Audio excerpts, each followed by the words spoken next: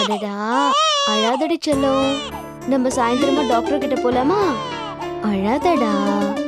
என்னடா? என் ஏனே? பட்டு குட்டில நாமளும் தான் குழந்தைய பெத்தோம் வளர்த்தோம். இப்படியே அடிக்கடி ஹாஸ்பிட்டலுக்கு அங்கேயும் இங்கேயும் தூக்கிட்டு அலைஞ்சிட்டு இருந்தோம். இப்பதான் அதிசயமா நடக்குது. அதுவும் சரிதான் ஈஸ்வரி. பாவம் விஜி, அவளுக்கு என்ன தெரியும்? சின்ன பொண்ணு. இந்த மாதிரி நல்லது கெட்டதெல்லாம் நாம தான் எடுத்து சொல்லணும். அதுவும் சரிதானே. விஜி, குழந்தை இப்படி அடிக்கடி அழுதுகிட்டு இருந்தா வயித்துல ஏதாவது பிரச்சனை இருக்கும். நீ என்ன பண்ற? வசம்பு அரைச்சு நாக்குல தடவி விடு, எல்லாம் சரியா போயிடும். நீங்க நினைக்கிற மாதிரி என் குழந்தைக்கு வயித்துல எந்த பிரச்சனையும் இல்ல. பின்ன எதுக்கு ஆஸ்பத்திரிக்கு போகணும்னு சொன்ன? அது சும்மா சொன்னேன். சாயந்தரமா இவனை டாக்டர் கிட்ட கூட்டிட்டு போலன்னா ஏன் கூட்டிட்டு போலன்னு கேட்கவா போறான்? இந்த எகத்தாளமெல்லாம் இருக்கட்டும். வீட்டுல வசம்பு வச்சிருக்கேன், அரைச்சு தர, நாக்குல தடவி விடு. அதெல்லாம் எதுவும் வேண்டாம். நான் சைல்ட் ஸ்பெஷலிஸ்ட் கிட்ட கூட்டிட்டு போய்க்கிறேன். உங்க பரிசோதனை மருந்தெல்லாம் என் குழந்தைக்கு எதுவும் தேவையில்ல. ஏன் விஜி, சொன்ன பேச்சே கேட்க மாட்டியா? அதான் ஈஸ்வரி மருந்து தரேன்னு சொல்றால, அத கூட குழந்தைக்கு. இப்ப வசம்பு இருக்குன்னு தானே பிரச்சனை. அதை இவங்களையே அரைச்சு குடிக்க சொல்லுங்க. சரி சரி சரி சரி, நம்ம ரூமுக்கு போலாமா? பாத்தீங்களா நீ எவ்வளவு திமிரா பேசிட்டு போறான்னு? நானும் படிச்சு வேலைக்கு போறேன், கை நிறைய சம்பாதிக்கிறேன். நான் கூட இவ்ளோ அழட்டலப்பா. இவ என்னமோ இந்த குதி குதிக்கிறாளே. நானும் உலகத்துல இந்த மாதிரி திமிர் பிடிச்சவள பார்த்ததே இல்ல. அண்ணே.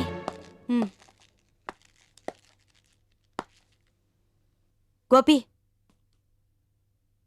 என்னக்கா? ஏண்டா, என்ன பத்தி உன் பொண்டாடி மனசுல என்னதானே நினைச்சிட்டு இருக்கா?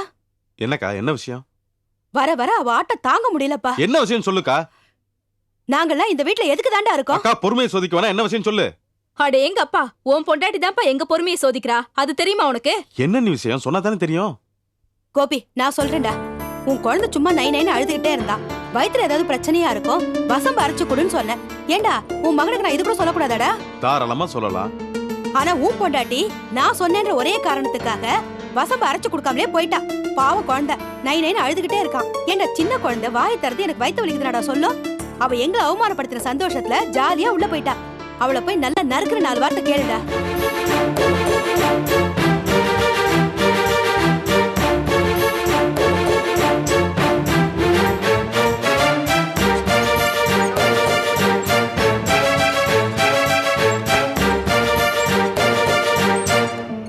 தூங்குறானா? ஆமாங்க. உடம்பும் சரியில்லையா பையனுக்கு? இவனுக்கு எதுவும் இல்லையே, நல்லதா இருக்கான். இல்ல, வயிறு சரியில்லை, ஏதோ பிரச்சனைன்னு. வசம்பு மேட்ரா? நானே உங்ககிட்ட சொல்லணும்னு தான் பார்த்தேன். அதுக்குள்ள உங்க அக்கா சொல்லி அனுப்பிச்சிட்டாங்களா? என்ன விஜய், என்ன விஷயம்? இல்லங்க, குழந்தை தூக்கத்துக்காக அழுதுட்டு இருந்தான். சரி, அவனை தூங்க வைக்கிறதுக்காக இந்த மாதிரி ஹாஸ்பிட்டல் கூட்டிட்டு போறேன் அப்படி இப்படின்னு சமாதானப்படுத்திட்டு இருந்தேன். அதை கேட்டு இவங்களும் ஒரு வைத்தியத்தை சொன்னாங்க. நான் அதை கேட்டுக்காம வந்துட்டேன். ஏங்க, நல்லா இருக்கிற குழந்தைக்கு எதுக்குங்க வசம்பு மருந்தெல்லாம்? அதுவும் கரெக்ட் தான். இவ்வளவுதான் விஷயமா? நல்லா இருக்கிற குழந்தைக்கு வசம்பு கொடுக்கறதுக்கு என்ன குசும்பா? நீ சொல்லு விஜய். நம்ம வீட்ல இதாங்க பிரச்சனையே. எந்த பிரச்சனையும் இல்லாம எல்லாமே நார்மலா இருக்கும்போது அவங்களா எதனா ஆரம்பிச்சு வீணா அந்த மாதிரி பிரச்சனை பண்ண வேண்டியது. நான் ஏதாவது எதிர்த்து பேசினா தேவையில்லாத பெரிய சண்டை ஆயிடுதுங்க. இத பத்தி நம்ம பேசினா வீணா நம்ம நிம்மதி தாங்க கெட்டு போகுது. இதுதான் விஜய் விஷயம். இந்த மாதிரி விஷயங்கள்லாம் கேட்கறதோட விட்டுறணும். இதை கேட்டு நெய் நானும் பேச ஆரம்பிச்சோன்னு வச்சுக்க, நம்மளுக்குள்ளதான் சண்டை வரும். இதைத்தான் இத்தனை நாள் நான் சொல்லிட்டு இருந்தேன். இன்னைக்கு தான் நீ முத சொல்லியிருக்க. போ, காஃபியை போட்டு எடுத்துட்டு வா. தனோ, ஆ, கொஞ்சம் வரியா? என்ன மாமா? அட வாதனோ, என்ன மாமா? உன்கிட்ட கொஞ்சம் பேசணும், வாடி. ஐயோ, நான் பாத்திரம் தேய்க்கணும். உங்களோட வந்து உட்கார்ந்து எனக்கு வேலைக்கு ஆகாது. அடி போடி, பெரிய கவர்மெண்ட் உத்தியோகம், வாடி. சொன்னா கேளு, வாதனா. தட்டு விழுந்துருச்சு. என்ன மாமா அப்படின்னு அவசரம்? உட்காரு. அப்பாடி. என்ன? தனோ, நம்ம கம்பெனிக்கு புதுசா ஒரு ஆர்டர் வந்திருக்கு. அப்படியா? ஆமா தனோ, அதுவும் வெளிநாட்டு ஆர்டர். நல்ல லாபம் வரும். ஓஹோ. ஆனா அதுல ஒரு சின்ன சிக்கலும் இருக்கு. முதல்ல எல்லாமே நம்ம பணத்தை போட்டு தான் பண்ணணும். மெட்டீரியல் வாங்குறது, கூலி கொடுக்கறது எல்லாமே. ஆனா ஒரு மாசம் கழிச்சு கரெக்டா பணத்தை அனுப்பிடுவான். மொத்தமா எல்லாத்தையும் கணக்கு போட்டு பார்த்தேன். ஒரு 2 லட்சம் ரூபா வந்துச்சு. 2 லட்சம் ரூபாய் ஒரு மாசம் கழிச்சு பணம் வந்துருமா மாமா? அதெல்லாம் கரெக்டா வந்திருந்தோம். அப்புறம் எல்லாத்தையும் கூட்டி கழிச்சு பார்த்தா ஒரு 50% 60% லாபம் இருந்தோம். ஆமா தானோ. வெளிநாட்டு கம்பெனி ஆர்டர் ஒரு 2-3 தடவை தொடர்ந்து ஆர்டர் கொடுத்தான்னு வச்சுக்கேன், ஓரளவுக்கு லாபம் பார்த்து நம்ம கம்பெனியை பெருசு பண்ணிடலாம். தானோ, இத கண்டிப்பா பண்ணலாம்ல? என்ன மாமா, நீங்க சொல்ல சொல்ல எனக்கு எவ்வளவு சந்தோஷமா இருக்கு. அது மட்டும் இல்ல மாமா, என்ன கூட்டு வந்து உட்கார வச்சு என்கிட்ட யோசனை கேக்குறீங்களே, எனக்கு ரொம்ப சந்தோஷமா இருக்கு மாமா. இனி யோசிக்கிறதுக்கு ஒண்ணும் இல்ல, பண்ணிடலாம். ஆனா துட்டு வந்துரும்ல. வெளிநாட்டு பணம் முடி டான்னு வந்துடாதா, டாலரா வரும் முடி. என்னது டாலராவா? ஏய், நீ நினைக்கிற மாதிரி பழனி டாலரோ ஐயப்பன் கோயில் டாலரோ கிடையாது. டாலர்னா அமெரிக்கா டாலர். நம்ம ஊர்ல ரூபா இருக்குல்ல, அது மாதிரி அங்கே டாலர். நம்ம காசோட ஒரு 30-40 மடங்கு அதிகம் முடி. அடேங்க அப்பா, நீங்க சொல்றதெல்லாம் பார்த்தா எக்கச்சக்க லாபம் வரும் போல இருக்கு மாமா. ஆமா தானே. இந்த நம்ம ஊர்காங்கிட்ட போய் ஆர்டர் கேட்டு எல்லாம் வாங்கி பண்ணி கொடுத்தோன்னே ஏகப்பட்ட நோட்டா சொல்றான். அது என்னன்னா அந்த கல்லை தின்னு தண்ணி குடிச்சு முழிப்புதுங்கன்னு சொல்லுவாங்கல்ல, அந்த மாதிரி இருக்கு. இந்த வெளிநாட்டு ஆடுங்கிறது அப்படி இல்லை தானோ. நிறைய பணம் வந்தோடனே நம்ம 2 பேரும் பணக்கார தம்பதிகள் ஆயிருவோம். எனக்கு ஒரு ஆசை தானோ, நல்ல பெரிய காரா வாங்கி நம்ம வீட்டு முன்னாடி நிப்பாட்டணும். வீடும் நம்ம சொந்த வீடு. அங்கே மெயின் ரோட்ல ஒரு இடம் பார்த்துருக்கேன், நல்ல பெரிய இடம். அங்கே ஒரு பெரிய பங்களா ஒன்று கட்டி நம்ம மாமா பவானி எல்லாரும் அங்கே. ஆசையெல்லாம் சரிதான், ஆனா அதுக்கு நேரங்காலம் தான் கொஞ்சம் ஒத்து வரணும். அட என்ன மாமா, இப்ப யார் நேரம் நல்லா இல்லைன்னு சொன்னது? நீங்களே தனியா ஒரு கார்மெண்ட்ஸ் ஆரம்பிச்சிருக்கீங்க, இவ்ளோ தூரம் வளர்ந்துருக்கீங்க, நல்ல பேர் வாங்கியிருக்கீங்க, இவ்ளோ ஆர்டர் வருது, அப்ப நேரம் நல்லா இருக்குன்னு தானே அர்த்தம். நீங்க இத பத்தி யோசிக்காதீங்க, உடனே சரின்றீங்க. நேரம் நல்லா இருக்குங்கிற? ஆமா. அப்ப உடனே பண்ணிடலான்ற? பண்ணிடலாம். அப்ப விடுதானோ. மாமா கை கொடுங்க. ஐயோ இப்படி இல்ல, இப்படி. All the best. All the best மாமா. இங்கிலீஷ்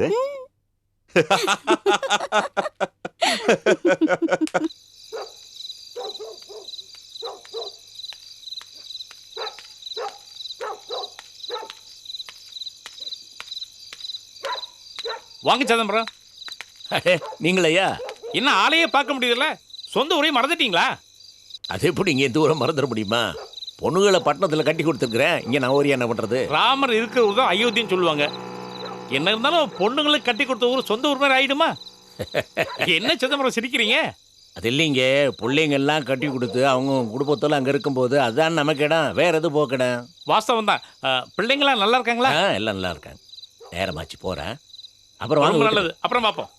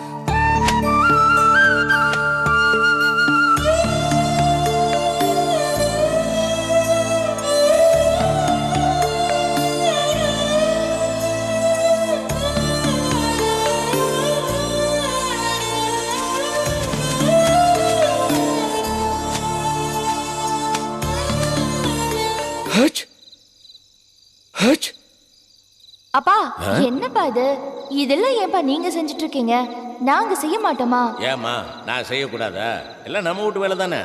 இல்லப்பா, உங்களுக்கு தூசி ஒத்துக்காது, கொடுங்கப்பா, நாங்க செய்றோம். எனக்கு ஒன்றும் ஆகாது. என்ன உங்க அப்பனுக்கு என்ன வயசாச்சு நினைச்சிட்டு இருக்கியா? ஒன்றும் ஆகாது, போய் வேலையை பாருங்க. அப்பா நீங்க சொன்னா கேட்க மாட்டீங்களாப்பா? கொடுங்கப்பா, நாங்க செய்றோம். அக்கா என்கிட்ட கொடுக்கா, நீ எதுக்கு செய்யற? லீலா குடு, லீலா நான் செய்றேன். ஐயோ, என்கிட்ட கொடுங்க, நான் செய்றேன். லீலா நான் செய்றேன்னு சொல்றேன்ல.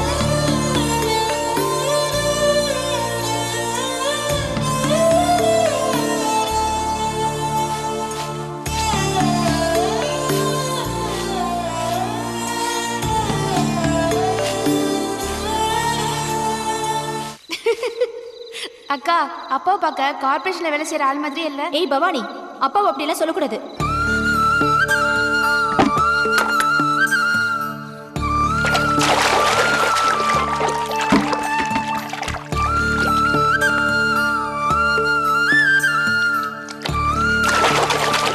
சரோகா, இங்க பாரு, அப்பா வீடு கழுவுறாரு. என்னப்பா அது? வீட்டை கூட நீங்க தான் கழுவணுமா? 5 பொண்ணுங்க நாங்க இருக்கும்போது நீங்க இதெல்லாம் செஞ்சா ஊர்ல எங்களை தானே திட்டுவாங்க.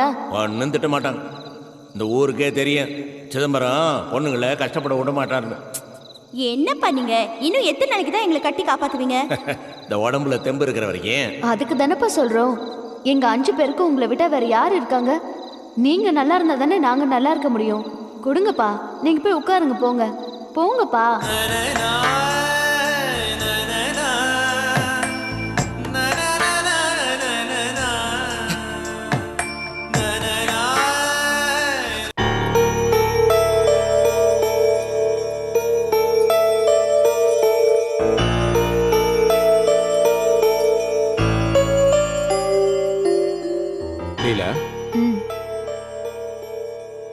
இல்ல, இப்ப நீ காட்டுறிய அக்கறை அனுசரணை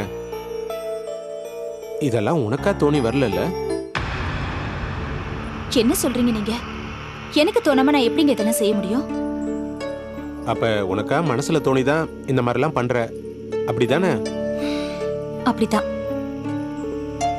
எதுக்கு கேக்குறேன்னா, இந்த மாதிரிலாம் அக்கறை உன் மனசுலயே இருந்திருந்தா எப்படி உன்னால என்னை விட்டுட்டு பெரும்பகுதி நேரத்தை வேலைக்காக வெளியில செலவு பண்ண முடியும்? இப்ப என்னன்னா, நீ இப்ப இந்த மாதிரி நடந்துக்கிற. எனக்கு என்ன சங்கடம்னா, தானா தன்னால நடக்க வேண்டிய இந்த மாதிரி விஷயத்துக்கு கூட இப்பெல்லாம் மிரட்ட வேண்டியதா இருக்கு. பரிதாபம் தேவைப்படுது. நினைக்கவே கஷ்டமா இல்ல? ஐயோ, எனக்கு தலையும் புரியல வாலும் புரியலங்க. ஏங்க, ஏதாவது பிரச்சனைக்கு அடித்தளம் போட ஆரம்பிச்சிட்டீங்களா? ஆடே எங்க அப்பா, வர வர நீ ஒரு பண்பட்ட நடிகை மாறிட்டு வர லீலா.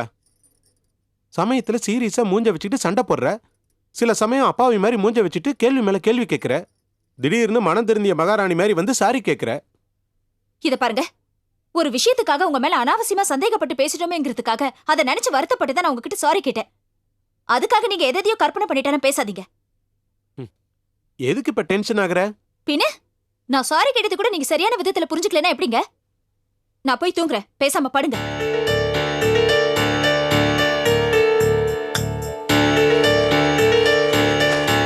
கொஞ்சம் நில்லு. என்ன? இத பாரு, நீ என்ன தப்பா நினைச்ச, ஆனா உண்மை தெரிஞ்சதுக்கு அப்புறம் வந்து சாரி கேட்ட. நானும் அதே மாதிரி உன்னை பத்தி உண்மையெல்லாம் தெரிஞ்சுக்கிட்டு தப்பா இருந்தா சாரி கேட்கலாம்ல? என்கிட்ட நீங்க அந்த மாதிரி சாரி கேக்குறதா இருந்தா காலம் பூரா நீங்க சாரி சாரின்னு அந்த ஒரு வார்த்தையை மட்டும் தான் கேட்டுட்டு இருக்கீங்க. ரொம்ப அலட்டாத. அளவுக்கு அதிகமா அலட்டிக்கிறதா உனக்கு பழக்கமா போச்சே. என்னமோ எல்லாத்தையும் என்கிட்ட சொல்ற மாதிரியும் பிராங்கா இருக்கிற மாதிரியும் நான் தான் அதை சரியா புரிஞ்சுக்காத மாதிரி எல்லாம் பில்டப் பண்ணிட்டு இருக்க. அப்படியெல்லாம் ஒண்ணும் கிடையாது.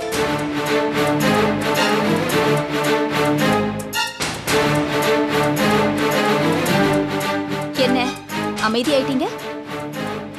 என்கிட்ட எதையும் மறைக்கல, பிராங்கா தான் இருக்கிறேன்னு சொல்லு பாப்போம். இப்ப என்ன, நான் இங்க இருக்கட்டுமா இல்ல வெளியில போட்டுமா? நீ என்கிட்ட எதையுமே வெளிப்படையா சொல்ல மாட்ட, பிராங்காவும் இருக்க மாட்ட. ஆரம்பத்துல இருந்து நீ என்கிட்ட வெளிப்படையா இருந்திருந்தா நான் ஏன் இப்படி ஆயிருக்க போறேன்? புருஷங்கிட்ட இருந்து நல்ல விஷயமோ கெட்ட விஷயமோ எதையும் மறைக்க கூடாதுங்கிற ஒரு எண்ணம் பொண்டாட்டிக்கு இருக்கணும். அதான் நல்ல குடும்பத்துக்கு அழகு. ஆனா நீ எப்படியா? நான் ஏதாவது கேட்டா உனக்கு அப்படியே உடம்பெல்லாம் எரியுது. மனசை தொட்டு சொல்லு, நான் கேட்கறதுல ஏதாவது தப்பு இருக்கான்னு சொல்லு. மன்னிச்சுக்கோங்க, நான் இப்ப வாக்குவாதம் பண்ற மூட்ல இல்ல. காலையில ஆபீஸ்க்கு போனா என் தலைக்கு மேல வேலை இருக்கு. பேசாம படுத்துங்க.